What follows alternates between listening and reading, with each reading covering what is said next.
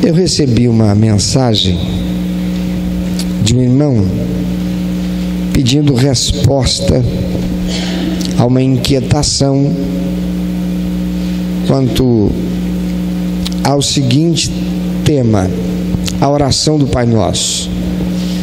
Ele perguntou assim: pastor, gostaria que o senhor tirasse uma dúvida quanto à oração do Pai Nosso. Se Jesus nos ensina como devemos orar, então por que não o fazemos da mesma forma e oramos da forma de hoje? Por que é assim? Nós vamos ver isso. Eu vou pedir só um minutinho.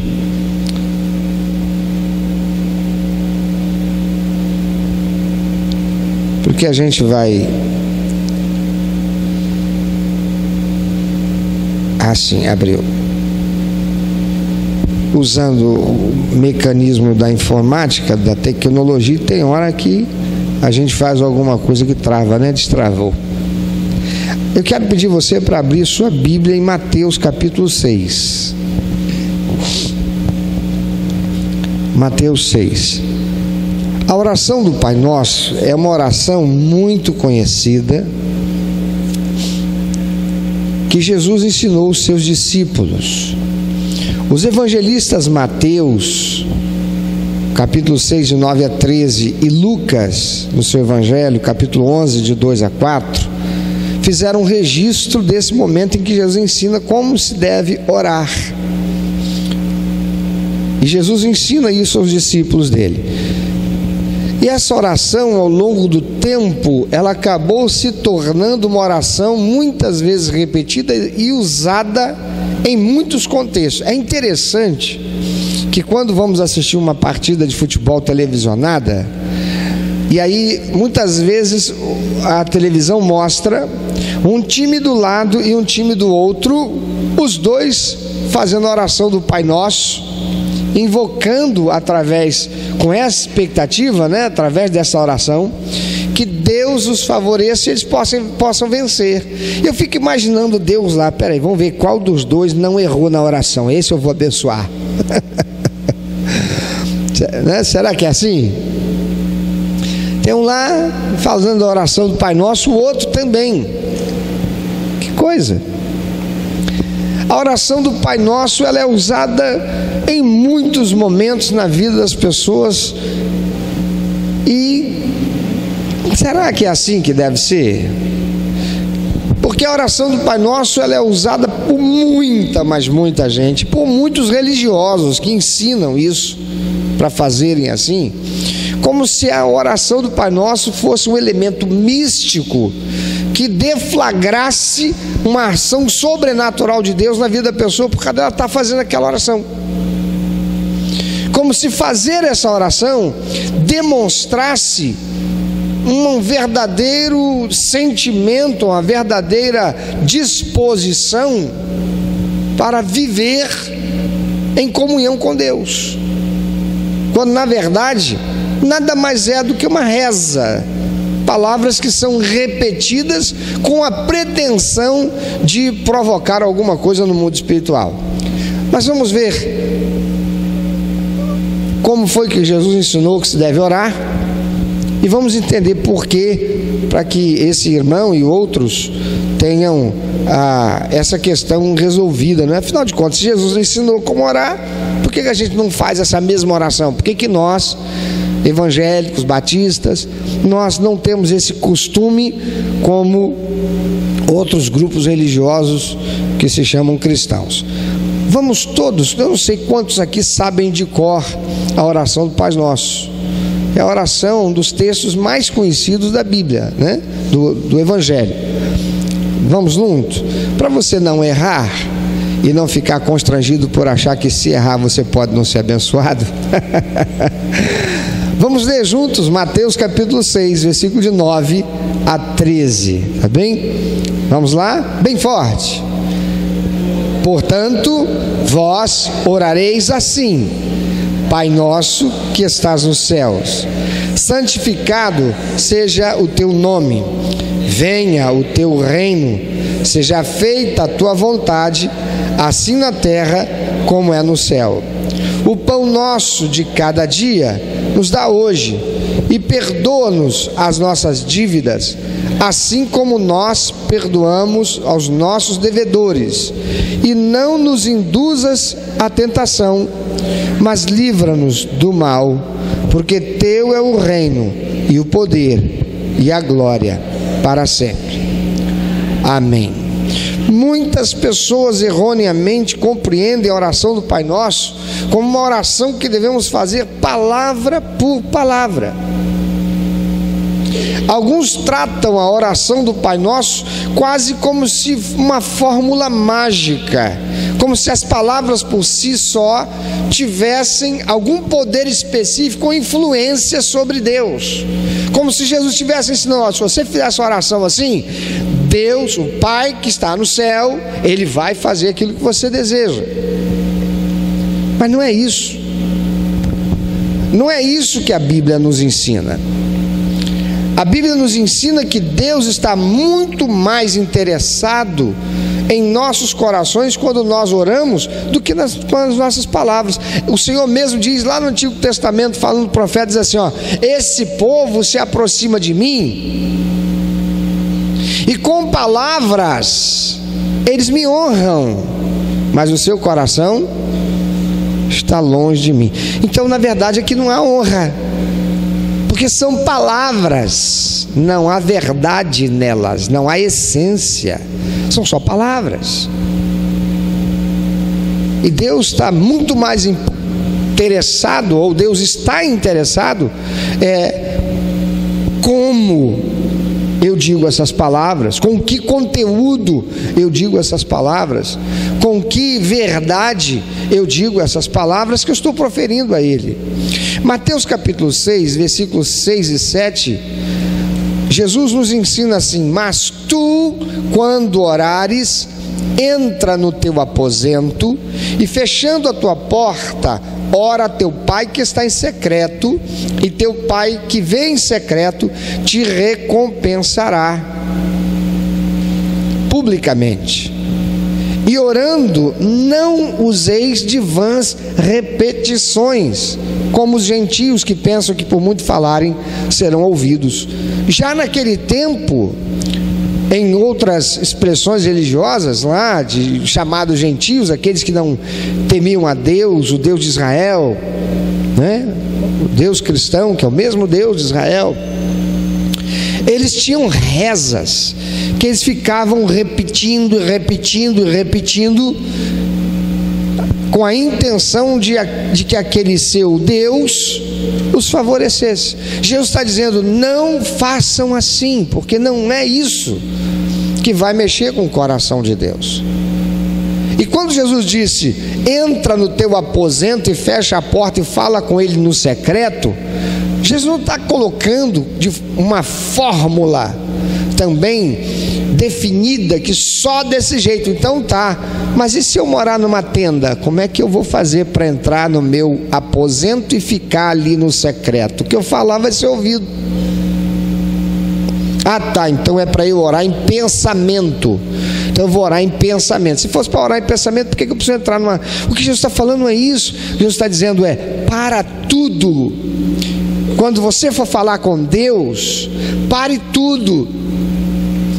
Não permita estar perto de nada que tire a sua atenção na sua conversa com Deus. Desliga o celular. Desliga a televisão. Ah, não dá, porque tem alguém na sala que quer ver TV. Então vai para um outro aposento, onde você possa estar, você e Deus, para que você não tenha nada a interromper a sua comunicação com Deus. É isso que Jesus está falando. E Jesus está falando algo mais aqui. Ele diz assim: aquilo que você vai falar no secreto com Deus, Deus vai te recompensar publicamente. Por que Ele vai fazer isso? Porque eu parei tudo para estar com Ele. Na oração, nós devemos derramar os nossos corações a Deus e não simplesmente recitar a Deus palavras memorizadas. Eu quero te perguntar, se é assim, então o que será que Deus sente, ou como será que Deus recebe quando eu estou aqui e eu estou cantando aquele cântico congregacional que eu já sei a letra de cor, eu estou cantando, mas a minha mente está em outro lugar? Será que é só comigo que já aconteceu isso? Tenho certeza que com todo mundo. Deus vai receber meu louvor, porque louvor, imagina, quando eu digo, tu és santo, poderoso, tu és digno de todo louvor, só que eu estou com a minha cabecinha lá em Mamanguá pensando em pescar. É claro que Deus não está recebendo, porque eu não estou louvando a Ele. Eu estou aqui como um objeto, eu estou aqui como um robô, eu estou aqui como uma vitrola, que alguém colocou o disco, apertou o play e está tocando. Não há sentimento, não há razão, não há louvor.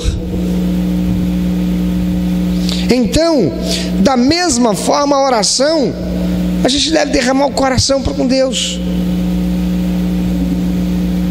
Filipenses capítulo 4, versículos 6 e 7 diz assim: não andeis ansiosos de coisa alguma, em tudo, porém, sejam conhecidas diante de Deus as vossas petições, pela oração e pela súplica, com ações de graças. Como é que é isso, rapaz? Como é que é isso? Fazer Deus conhecer as minhas necessidades, pedir a Ele, suplicar com ação de graças. O que é isso com ação de graças? É já agradecendo, porque a palavra de Deus diz que sem fé é impossível agradar a Deus. Se eu tiver fé, verei a manifestação da glória de Deus. Eu não posso tocar o coração de Deus se não for com uma expressão de fé. Então eu peço, crendo que Ele é poderoso para fazer, como diz o apóstolo Paulo, infinitamente além ou mais do que eu peço, do que eu penso. A oração do Pai Nosso, ela deve ser entendida, portanto, como um exemplo. É isso que Jesus quis fazer. Ele quis dar um exemplo, um padrão de como devemos orar. Então, vamos ver como Jesus nos ensina a orar, porque há alguns elementos, há alguns ingredientes, aí há 7 partes importantíssimas nessa oração. Número 7 quer dizer alguma coisa interessante, né? O número 7 tem um significado muito importante. Vamos lá. Primeiro, Jesus diz assim: quando você orar, ore assim: Pai nosso que estás nos céus. Vamos repetir? Pai nosso que estás nos céus. Se você não sabia de qual, hoje você vai gravar. Qual é a primeira parte? Pai nosso que estás nos céus. O que é o ingrediente que Jesus está ensinando aqui na oração, de como devemos orar? Jesus está nos ensinando a quem devemos dirigir as nossas orações. E a quem devemos dirigir? Ao Pai. Não a outro, quem quer que seja. Não há santos de devoção criados pelo homem ou pela religião institucional. Porque Jesus não estabeleceu, a Bíblia não estabeleceu em lugar nenhum que pudéssemos existir um pastor que desse a vida dele pelas ovelhas no ministério, que ele trabalhasse para o crescimento do reino. Aí vem ele lá, o pastor Cláudio Barroso, o grande homem de Deus, sério, honesto, homem santificado, homem que vive pela obra, desgasta na obra. E quando ele morre, a igreja diz assim: ele era um santo homem de Deus. Aí alguém começa a fazer reza, a orar, pedindo: pastor Cláudio Barroso, o senhor que agora está aí no céu, intercede por mim aí perante a Deus. Intercede aí, pastor Cláudio Barroso, o senhor é tão bom aqui na terra, o senhor era homem de Deus, eu vi Deus fazer tanta coisa através do senhor agora. Se aqui na terra eu vi Deus usar o senhor de forma extraordinária e até com coisas sobrenaturais, agora que o senhor está aí do lado dele, que o senhor está no céu, pastor Cláudio Barroso, providencia cura para a minha enfermidade. Daqui a pouco a pessoa encontra uma cura. E aí, a igreja institucional, que diz que é aquela que tem a autoridade para representar Deus, e a igreja falando é Deus falando, ela vai e estabelece São Cláudio Barroso, porque constata 3 milagres que ele fez. A palavra de Deus diz assim, é a palavra de Deus que diz, que o diabo ele é tão astuto, tão terrível, que ele é capaz de se fazer passar por anjo de luz para enganar até os salvos, os crentes. Há muitos espíritos imundos por aí se fazendo passar por anjo de luz, e eles se apresentam nas mais diferentes religiões, nas mais diferentes expressões religiosas que a humanidade possui, para enganar as pessoas e afastá-las e levá-las a corromper aquilo que deveria ser exclusivamente dado a Deus, que é a adoração, é o culto, é o louvor. Atos capítulo 4, versículo 12 diz: porque debaixo do céu não há outro nome dado entre os homens pelo qual devamos ser salvos. O único nome de que ele está falando é, só quem sabe de bem forte, Jesus Cristo. Mas ele está dizendo que debaixo do céu, debaixo do sol, e quem já morreu? Está acima, está no céu. Isso é uma santa, não, isso é uma terrível ignorância falar uma coisa como essa. Não há base autoritativa na palavra de Deus para dizer que isso é possível, porque contraria tudo mais que a palavra de Deus, de Gênesis a Apocalipse, afirma.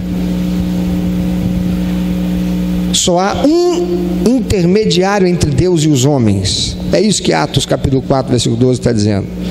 E esse é Jesus Cristo. Quando ele esteve entre nós, ele disse: onde houver 2 ou mais reunidos em meu nome, tudo aquilo que pedirem ao Pai, o Pai vos concederá.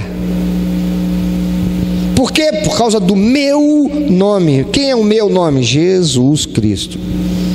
Aquele que se fez homem, deixando a sua glória, viveu entre nós sem pecado e morreu sem pecado. Só ele tem todo o poder, nem o outro ser humano.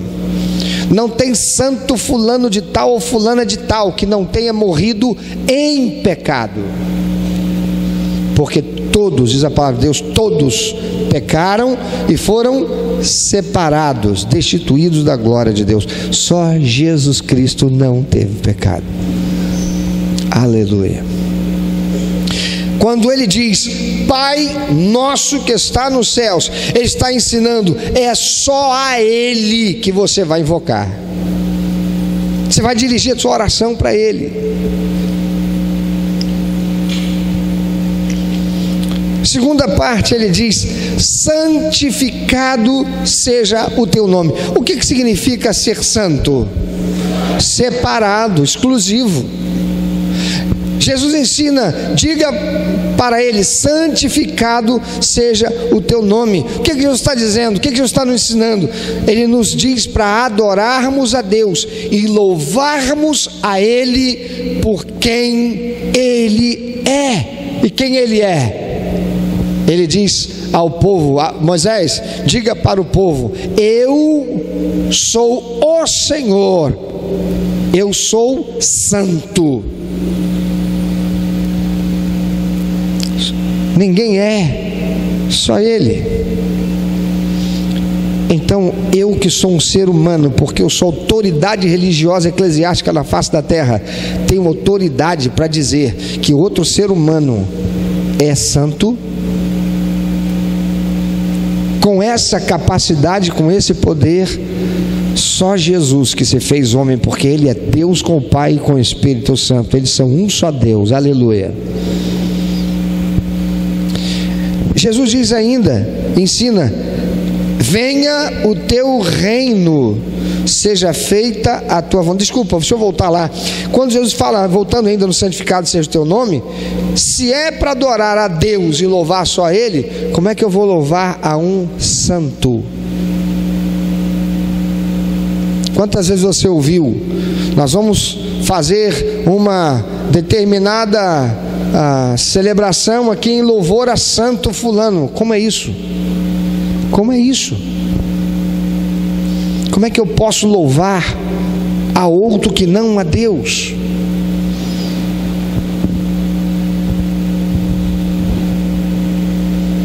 Terceiro, Jesus diz: venha o teu reino, seja feita a tua vontade, assim na terra como no céu. O que Jesus está ensinando com essa expressão é que é um lembrete de que devemos orar pelo plano de Deus em nossas vidas e no mundo, e não no nosso próprio plano. O que é que há tantas e tantas pseudo-igrejas evangélicas por aí pregando? É que você tem que procurar pelo seu interesse, porque Deus, Ele vai te atender. E as pessoas vão para a igreja para receber de Deus, não vão para a igreja para dar a Deus. Elas são estimuladas a dar na base da troca, na base da corrupção, na base do suborno. Ó Deus, eu estou te dando aqui, eu vendi minha casa, eu trouxe todo o dinheiro da minha casa para entregar aqui nesse propósito, porque eu quero a cura do meu filho, eu quero a cura da minha esposa, eu preciso da cura da enfermidade. Senhor, é porque eu... Isso é suborno. Isso é por causa do que eu quero. Eu não estou pensando no que Deus quer. Eu não estou pensando no interesse de Deus. Jesus Cristo disse assim: buscai em primeiro lugar o quê? O reino de Deus e a sua justiça. Se eu busco em primeiro lugar o reino de Deus e a sua justiça, meu amado, aí eu estou cumprindo a vontade de Deus. Quando você vier à igreja, você vier para cultuar a Deus, você vier ser a igreja, venha para dar a Deus um culto, venha para celebrar a Deus. Quando você for orar e falar com Deus, ainda que você tenha expectativas e necessidades, que você vai sim transmitir a Deus, como diz lá Filipenses, devemos fazer Deus conhecer aquilo que Ele já sabe, pelos nossos lábios. Mas nós devemos, acima de tudo, lembrar que nós existimos, Efésios capítulo 1, para o louvor da glória de Deus. Nós devemos ter isso em mente, é o que Jesus está ensinando.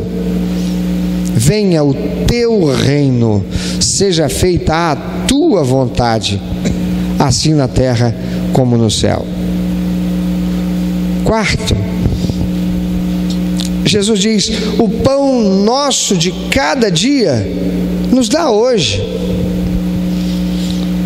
Jesus está nos ensinando que devemos pedir a Deus pelas coisas que precisamos. Por quê? Deus já não sabe? porque quando fazemos isso, nós estamos expressando, confessando a nossa dependência dele. O que é que os nossos pais Adão e Eva pecaram, e por causa do seu pecado, até hoje a humanidade está aí vivendo essa coisa terrível, em que se tornou a vida humana na terra: violência, maldade, por causa da cobiça do homem querendo ter, independente das circunstâncias. Adão e Eva quiseram ter o que não poderiam ter. Adão e Eva quiseram ser quem não poderiam ser. E quando nós nos expressamos orando, falando com Deus, reconhecendo a nossa necessidade e dependência dele, o que nós estamos fazendo é adorando ao Senhor. Diferente do que os nossos pais Adão e Eva fizeram. Jesus segue dizendo: e perdoa-nos as nossas dívidas, como nós perdoamos aos nossos devedores. Jesus está nos lembrando que devemos confessar os nossos pecados a Deus e nos desviarmos deles, e também que perdoemos os outros, assim como Ele nos perdoou. Por quê? Porque senão a nossa oração não passa do teto, não será recebida, não provocará o coração de Deus. Como é que eu posso pedir a Deus se eu estiver com o coração sujo, cheio de rancor, de ira, se eu estiver azedo, se eu estiver maquinando o mal por ressentimento, pensando naquilo que eu vou dar o troco para aquela pessoa que fez aquilo errado contra mim? Como é que eu vou desejar a pena de morte para alguém, se eu merecia e mereço a morte e ir para o inferno, e Jesus veio pagar o preço no meu lugar e morrer naquela cruz, depois de sofrer toda a humilhação que sofreu? Como eu posso esperar que Deus me abençoe se eu penso pior e estou sempre predisposto a pensar o pior do outro? Se eu tenho um dedo em riste para julgar e apontar o erro dos outros? O próprio Senhor diz: antes de você julgar os outros, julgue-se a si mesmo. Por que você está olhando para o cisquinho que está no olho do seu irmão? Tem um tronco no seu olho. Você não está enxergando os seus erros. Enxergar o erro do irmão é fácil, né, amado? Mas enxergar o nosso, não, né? É muito difícil. Por isso o apóstolo Paulo disse: se nós nos julgássemos a nós mesmos, quem de nós seria condenado? Ainda que a gente reconhecesse que tinha alguma coisa errada, disse: não, mas não é bem assim, sabe que eu só fiz isso, eu só errei porque também fulano fez assim. Jesus ensina que temos que confessar os nossos pecados a Deus e nos desviarmos dele. A palavra de Deus diz assim: aquele que encobre as suas transgressões nunca prosperará, mas aquele que confessa e deixa alcança misericórdia. Sexto, Jesus diz: e não nos induzas à tentação, mas livra-nos do mal. É uma petição por socorro em alcançar a vitória sobre o pecado e um pedido por proteção contra os ataques do diabo, reconhecido de que sem o Senhor nós não somos capazes, mas precisamos do seu poder para nos capacitar e para nos guardar. Somos seres emocionais e somos seres limitados, que estamos aqui e um mundo espiritual que não vemos, não tocamos, não sentimos pelos 5 sentidos naturais, interagem conosco, conspirando para que nós pensemos aquilo que não devemos, de modo a sentirmos o que não deveríamos e de modo a fazermos aquilo que não devemos fazer. A palavra do Senhor diz: sobre tudo o que se deve guardar, guarda o teu coração. Jesus disse: o mal não é o que entra, mas é o que sai, porque a boca fala do que o coração está cheio. Então, ele diz: clama ao Senhor, lembre-se de quem você é, lembre-se que você, por mais que você seja filho de Deus, você não é páreo para o menor dentre os seres espirituais da maldade, que conspiram o tempo todo contra você, se você não estiver em comunhão com o Senhor, e se você não estiver sob a direção do Senhor, se o poder do Senhor não for sobre você, então você não pode. Eu preciso estar sempre me lembrando de guardar a minha comunhão com o Senhor. E ele vai encerrar dizendo: porque teu é o reino, o poder e a glória para sempre. Amém. E o que significa isso? Amém é uma palavra hebraica que quer dizer assim seja. O teu poder, a tua glória para sempre.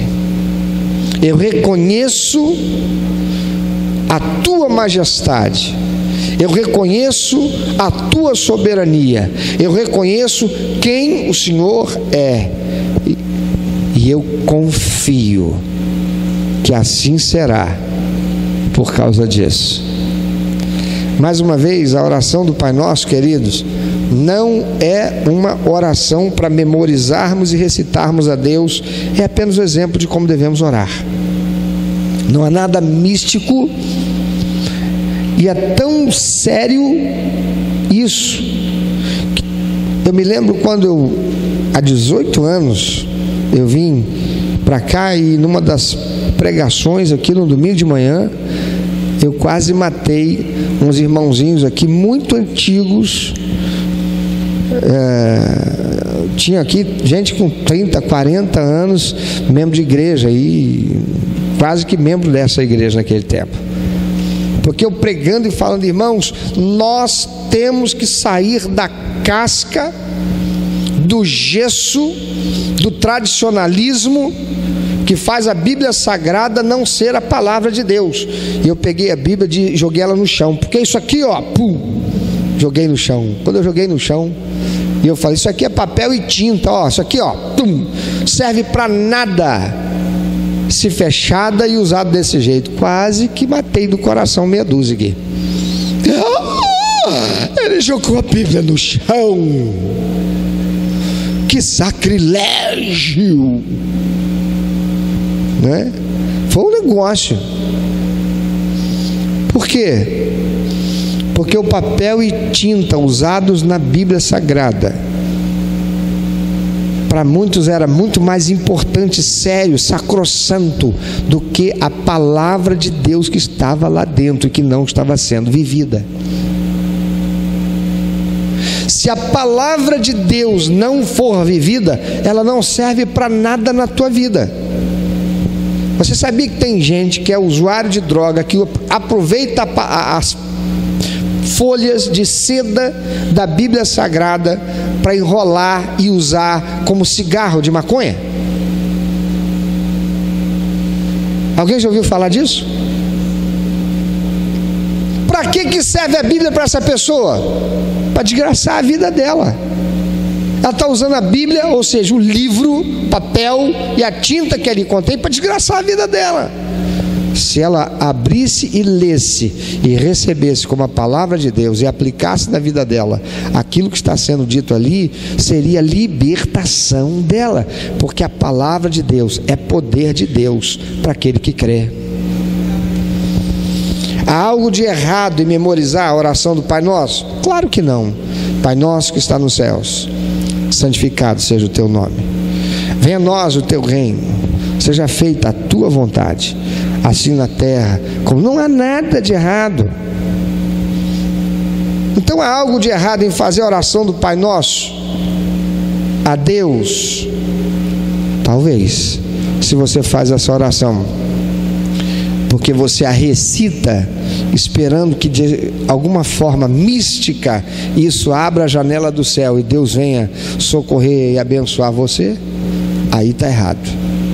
Aí não vai ter efeito nenhum para Deus de modo a abençoar. Pelo contrário, eu creio piamente que Deus vai receber isso como um abuso. Eu creio piamente que Deus vai receber isso como uma ofensa. Por quê? Porque não está discernindo aquilo que está dizendo. Está falando sem entender o que está dizendo, não é? Então lembre-se, em oração, Deus está muito mais interessado em nossa comunhão com Ele e na sinceridade dos nossos corações do que em palavras específicas que possamos usar. Eu ouço muito de muitas pessoas ao longo do tempo, eu ouvi dizer assim: ah, pastor, já falaram comigo, pastor, por favor, nunca me chame para fazer uma oração pública na igreja. Eu falei, irmão, por quê? Porque eu não sei orar, pastor. Eu falei, se você não sabe orar, que crente que você é? Quer dizer que você não ora em casa? Não, em casa eu oro, pastor. E por que não ora? Se tiver que chamar, você, irmão fulano, vai nos conduzir em oração, vai fazer uma oração em que nós vamos concordar. Ah, pastor, porque eu não sei orar. Pede o irmão fulano de tal. Por quê? Porque o irmão fulano de tal, quando pegava o microfone para orar, oh, Santíssimo Deus, majestoso, glorioso, oh, aleluia. Irmão, se não orar, não. Isso é aproveitar para ter 5 minutos de fama. Eu me lembro quando garoto eu ouvia umas orações que eu ficava assim, eu não conseguia nem dormir. Quando era, fulano vai orar, se eu estivesse cochilando eu acordava na hora, só para ouvir as palavras que ele falava que ninguém quase entendia. Amantíssimo e soberano Deus, em teu beneplácito aqui com os nossos corações quebrantados. Ia por aí, rapaz, eu ficava lá, agora vai ser o homem do discurso. Se tivesse cochilando eu acordava.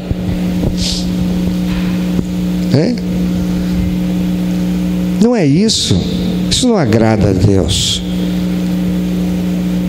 A oração, Deus está interessado na nossa comunhão com Ele, é na sinceridade dos nossos corações. Meu irmão, você quer tocar o coração de Deus, minha irmã? Seja sincero. Eu ouço orações de pessoas que falam pessimamente a língua portuguesa, mas quando oram, tocam o coração de Deus.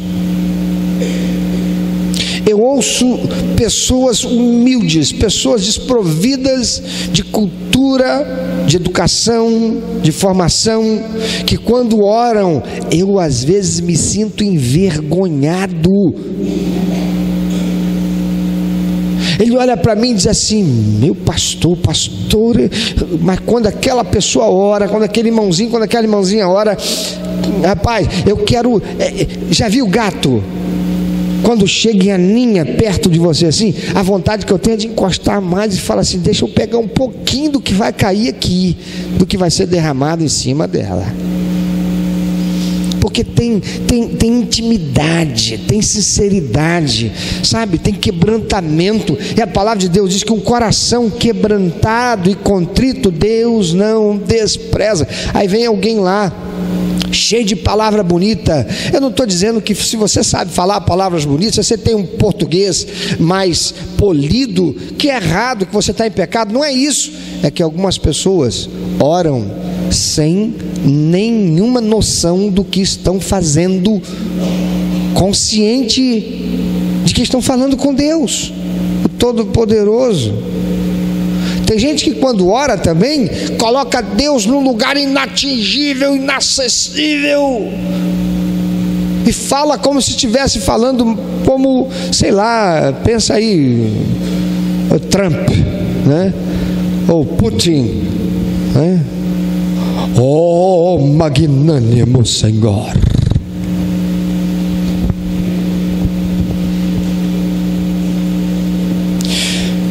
Aqui com meu coração circunspecto, meu Pai, cutuca aí, vê, vai para ele, garanto que você nunca fez isso. Irmão, não, Jesus não está aqui dando uma fórmula para ser copiada à risca a ponto de usá-la como cola. Espera aí, eu vou orar, deixa eu aproveitar a colinha que Jesus me deu. Pai nosso que está no céu, santificado seja o teu nome, venha nova vossa reino, seja feita a vontade, seja da terra como... Tem gente que ora que você, eu acho que nem ele sabe mais o que está falando, né? Que as palavras até como, então, é cheio de cacófago. Pai nosso que está no céu, santificado no nome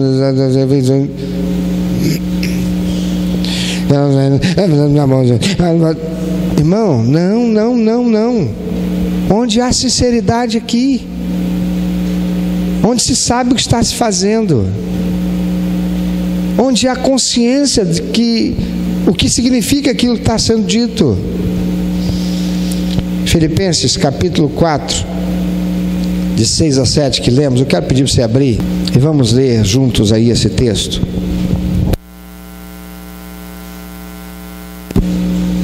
Muito importante, que diz aí o apóstolo Paulo aos crentes da igreja de Filipos. Ele lembra o ensinamento de Jesus e ele ensina a igreja de Filipos. Então ele diz: não estejais inquietos por coisa alguma, antes as vossas petições sejam em tudo, diga em tudo. Tem gente que não fala tudo para Deus. Não, isso aqui eu não vou falar não, porque eu acho que Deus não vai perdoar. Eu não mereço. Se você reconhece que não merece, aí que Deus vai perdoar mesmo. Não, isso aqui eu não vou falar para Deus não, porque eu já falei tantas vezes, e Deus já deve estar até pensando que eu sou um sem vergonha. Não, se você tiver sinceridade, Ele sabe que o que você está fazendo é resistindo ao maligno. E não é apenas mais uma vez de modo sem vergonha, como foi outras tantas. Não estejais inquietos por coisa alguma, antes as vossas petições sejam em tudo conhecidas diante de Deus, pela oração e súplica, com ações ou ação de graças. E a paz de Deus, que excede todo entendimento, fará o quê? Guardará os vossos corações e os vossos sentimentos em Cristo. Olha o que ele está dizendo. Você está angustiado, você está se sentindo oprimido, oprimida, você tem uma necessidade e você não tem capacidade para suprir aquela necessidade, resolver aquele problema. Então como é que você vai se apresentar ao Senhor? Carregado de tristeza, de angústia, mas com expectativa. Por quê? Porque você sabe quem Ele é. Teu é o poder, tua é a glória para todos. Lembra disso que Jesus ensinou? Então eu sei quem Ele é. Então eu vou confiadamente, com ação de graças, porque eu creio que Ele é poderoso para fazer infinitamente mais além daquilo que eu peço ou penso que Ele vai fazer. Então eu já digo para Ele: Senhor, eu te louvo, apesar de toda essa dificuldade que eu aqui estou transmitindo ao Senhor, essa necessidade, eu creio que o Senhor tem todo o poder e o Senhor há de fazer-me abençoado. Quando o rei mandou jogar Sadraque, Mesaque e Abdenego lá na fornalha. Antes ele chamou os 3 e disse assim: por que é que vocês não se curvaram ante a minha estátua? E eles disseram: ó rei, porque nós somos hebreus e nós somente nos curvamos a um Deus, que é o nosso Deus, o Deus de Israel. E o rei disse para eles: não, quando vocês ouvirem de novo o toque da trombeta, da cítara, do saltério, vocês vão se ajoelhar diante da minha imagem, porque senão eu vou jogar vocês na fornalha, vocês vão morrer. E eles disseram para o rei, sem ofender e desrespeitar o rei, a autoridade, porque se Deus não quisesse permitir, eles não estariam ali como escravos desse rei. Eles chegam para o rei e digam: ó rei, saiba o Senhor que o nosso Deus, Ele é poderoso para nos livrar, mas ainda que Ele não queira nos livrar e nós venhamos perecer, saiba que pereceremos, mas nos curvarmos ante a essa estátua nós não faremos. Eles tinham a convicção que se Deus quisesse, Deus os livraria da fornalha, como de fato aconteceu. Mas eles estavam prontos até mesmo a morrer, mas não negociar a verdade eterna de que só um Deus há, que é o Criador do céu, da terra, do universo e tudo que neles há. Só um Deus há, que enviou o seu único Filho para morrer na cruz, para nos dar a salvação e a vida eterna. E eu posso confiar e crer que se Ele não me der a solução que eu espero, se Ele não me der o livramento que eu espero, eu estarei com Ele na glória por toda a eternidade, e a vontade dEle há de se cumprir, e eu terei sido instrumento, que eu nem sei como se dará, mas serei para a glória dEle. Quem aqui sabe quem foi pastor Martin Luther King? Quantos sabem? Pastor batista negro, que lutou pela causa dos direitos iguais para os negros nos Estados Unidos. Aquele homem foi ameaçado de morte muitas vezes.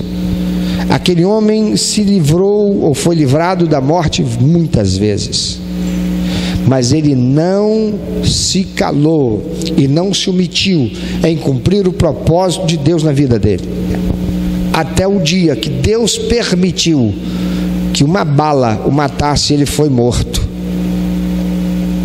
E pastor Martin Luther King, cujo nome até no nosso estado, no município do Rio de Janeiro, uma das mais importantes vias leva o seu nome, graças ao sacrifício dele, e a vida dele, e o trabalho dele, e a morte dele, os negros conquistaram direitos iguais aos brancos nos Estados Unidos. Um pastor em Cali, na Colômbia, quando o mundo inteiro sabia do problema do narcotráfico que mandava, e todos falavam do cartel de Cali, aquele pastor evangélico que pregava o evangelho dentro de cadeias, que aglutinou muitos pastores e muitas igrejas que passaram a orar pela libertação de Cali. Um dia ele estava na calçada e um carro passou e ele foi fuzilado e ele morreu.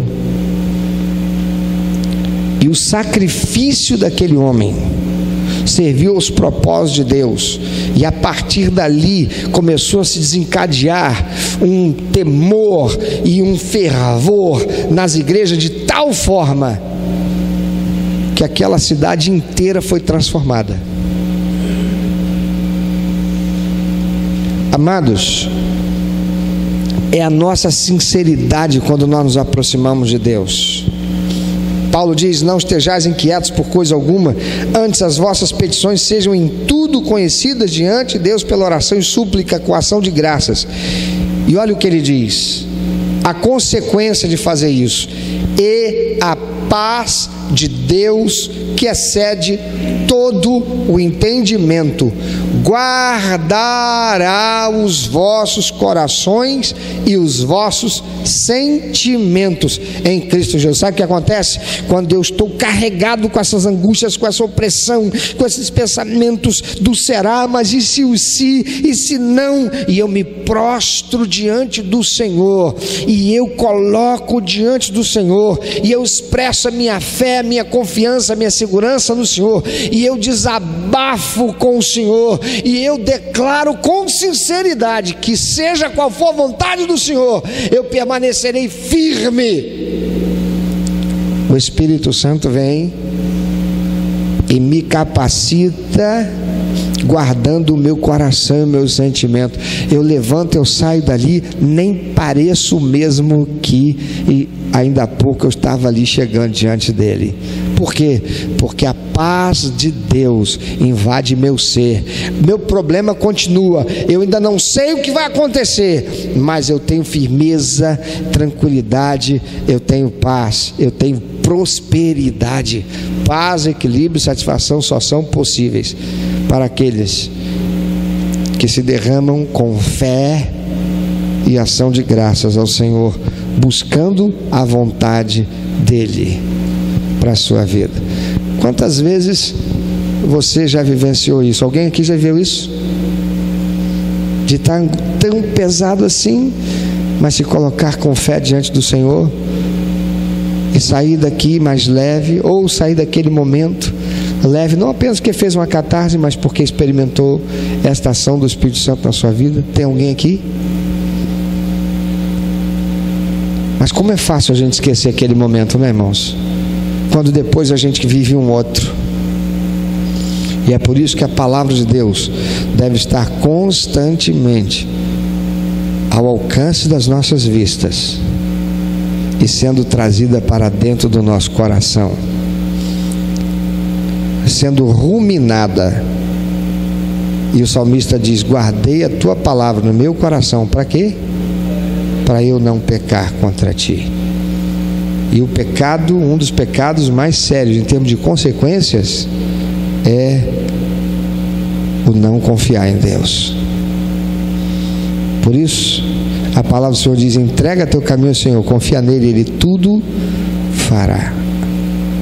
A oração do Pai Nosso é, portanto, um modelo que Jesus deixou, para que, se nós orarmos assim, não porque sabemos, mas porque nós cremos, e é essa disposição sincera da nossa razão, do nosso coração, do nosso ser. A paz do Senhor, que excede todo entendimento, inundará o nosso ser. E se for a vontade de Deus, será feito daquele jeito que pedimos. Se não for, teremos paz, porque cremos e sabemos que a vontade do Senhor, ela é o quê? Boa, perfeita e agradável. Pensa um pouco sobre isso. Talvez você que está aqui, entrou aqui trazendo com você angústia, um peso, a impossibilidade, a dificuldade. E talvez você não tenha se sentido nem à vontade para abrir a boca e louvar a Deus, para orar. Às vezes a gente não tem nem vontade de orar, mas não é que a gente não tem vontade. Há uma opressão espiritual agindo para que a gente se sinta assim travado. Abre a sua boca e fala com Deus. Coloca diante do Senhor. Ele sabe, Ele conhece tudo antes da gente abrir a boca e falar. Então por que a gente deve falar? Porque quando a gente faz isso, a gente está reconhecendo quem Ele é. Se verdadeiramente reconhecemos. Então,